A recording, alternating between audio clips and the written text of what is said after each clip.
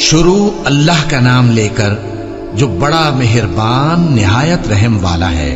میں اس شہر یعنی مکے کی قسم کھاتا ہوں، اور تم اے نبی صلی اللہ علیہ وآلہ وسلم اسی شہر میں تو رہتے ہو، اور سب کے باپ یعنی آدم اور اس کی اولاد کی قسم کہ ہم نے انسان کو محنت و مشقت میں رہنے والا بنایا ہے۔ کیا یہ خیال کرتا ہے کہ اس پر کوئی قابو نہ پائے گا؟ کہتا ہے کہ میں نے بہت سا مال برباد کر دیا۔ کیا اسے یہ گمان ہے کہ اس کو کسی نے دیکھا نہیں؟ بھلا ہم نے اس کو 2 آنکھیں نہیں دی، اور زبان اور 2 ہونٹ نہیں دیے؟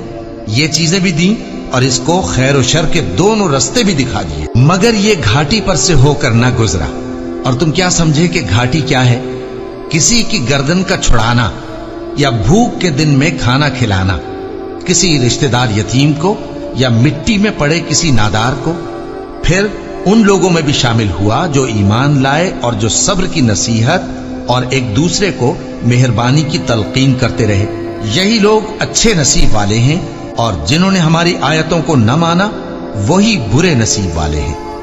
یہ لوگ آگ میں بند کر دیے جائیں گے۔